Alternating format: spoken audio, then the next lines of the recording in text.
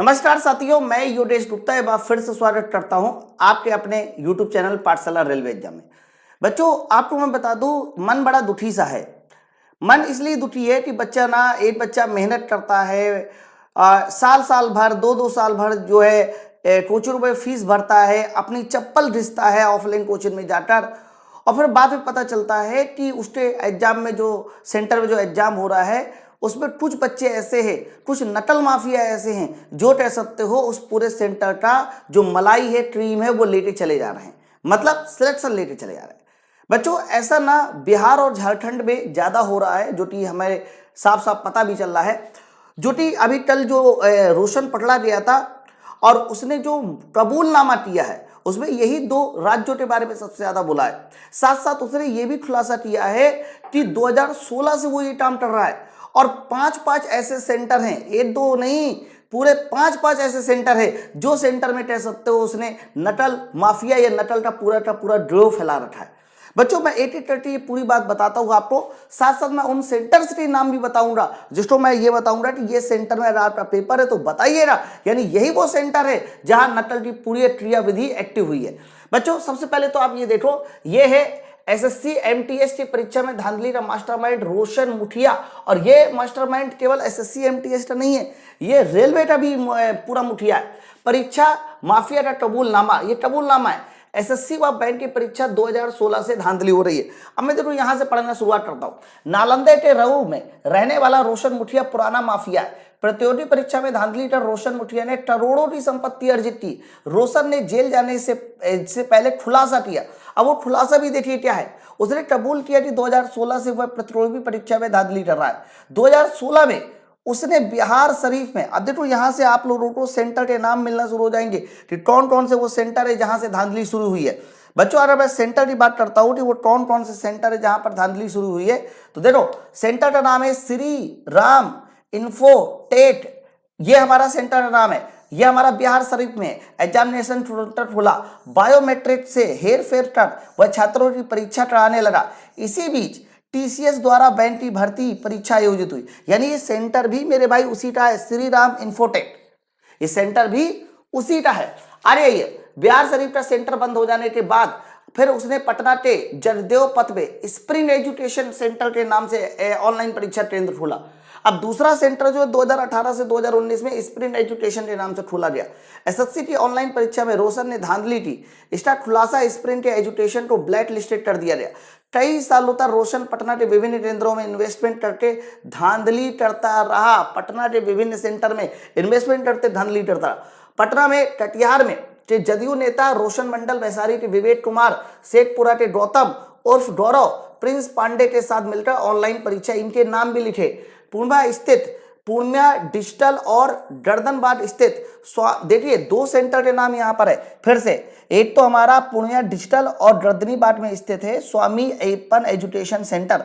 इन दोनों सेंटर में इन दोनों ड्रो ने करोड़ों की कमाई की। रोशन ने बायोमेट्रिक में हेर फेर करके फर्जीवाड़ा से नौकरी दिलाई है बच्चों को। ये काम सेंटर 2016 चल रहा है।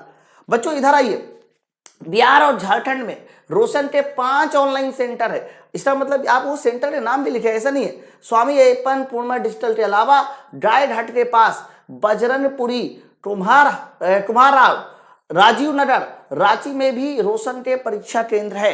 मतलब आप ये समझो कि 2016 से ये कह सकते हो धांधली का सिलसिला चल रहा है। फिर 2018 में जो भी पेपर हुआ है, मैंने कल भी ये बात बोली थी, धांधली हम लोगों को तब पता चलती है जब उसका खुलासा होता है। अगर ये खुलासा नहीं होता तो क्या आपको ये पता चल पाता कि नहीं पेपर में किसी तरह की कोई धांधली हुई है? नहीं पता चल पाता। आपको तो लगता पेपर बहुत अच्छे तरह से होगा, सब तो सही है। लेकिन अब तो मुझे डाउट ना टेक्नीशियन ग्रेड 3 के रिजल्ट में भी है। मुझे ये बात कहनी थी कि, और आप लोग बिल्कुल ये कमेंट मत करना कि सर आप कहते हैं कि रिजल्ट दोबारा से आना चाहिए या कुछ भी, मैं ऐसी बात नहीं बोल रहा हूं, लेकिन रिजल्ट में कुछ ना कुछ गड़बड़ी हुई है। बच्चों, बहुत सारे बच्चे ऐसे हैं टेक्नीशियन ग्रेड 3 में जिनके क्वेश्चन सही होने के बावजूद भी उनमें एक लिख के आ गया है कि ये क्वेश्चन जो है रेलवे द्वारा अवॉइड कर दिया गया। अरे आपको रिजल्ट देना है तो सिर्फ रोल नंबर के थ्रू क्यों दे रहे हैं? रिजल्ट के साथ साथ उसका डेट ऑफ बर्थ, उसका रोल नंबर, सब कुछ एक एक कह सकते हो एक्सेल सीट के फॉर्म में रहता है, तो उससे क्लियर होता है कि हाँ क्या सही है क्या गलत है।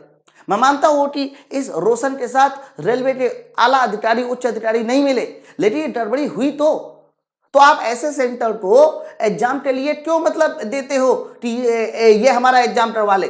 तुम्हें पता है कि रोशन का पहला वाला सेंटर 2018 में जब ब्लॉक कर दिया गया था, तो उसी रोशन ने जब दूसरा सेंटर खोला तो आपने क्यों नहीं चेक किया कि ये सेंटर हमारा सही है, एग्जाम करने लायक है या नहीं है। ये तो केवल एक ड्रो है जो कि बिहार और झारखंड में, ऐसा हो सकता है कि और कई राज्यों में ड्रो चल रहे हो, जो हमारे कह सकते हो कि जो ऑनलाइन परीक्षा होती है उसको इस तरीके से करा रहे हो कि भाई आप ये मान के चलो कि 1000 सीटों में से अगर 200 सीटें भी ऐसी चली रही तो ये कितना बड़ा हेर फेर हो रहा है, कितनी बड़ी धांधली हो रही।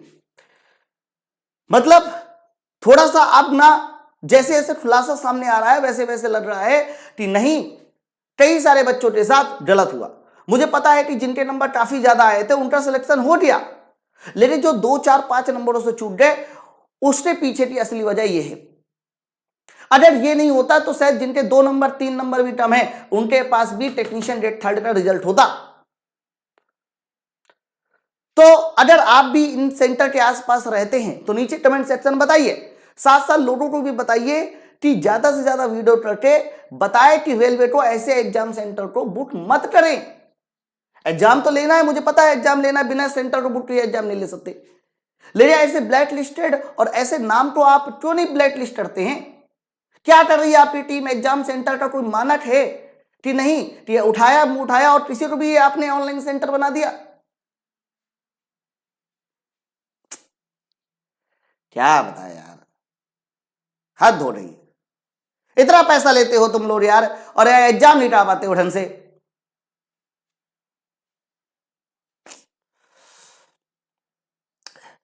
ठीक है, अभी जैसे जैसे खबर सामने आएगी वैसे वैसे मैं आप लोग के लिए सामने रखता रहूंगा। फिलहाल मैं तो यही कहूंगा कि आप लोग पढ़ते रहिए, पढ़ने के साथ साथ जो है जो भी सही उचित कार्रवाई होगी है ना वो रेलवे को करनी चाहिए, और वो रेलवे मान लो करे नहीं करेगा। बाकी जो भी बच्चे इन सेंटर के आसपास है नीचे कमेंट सेक्शन में जरूर बताएं। जय हिंद।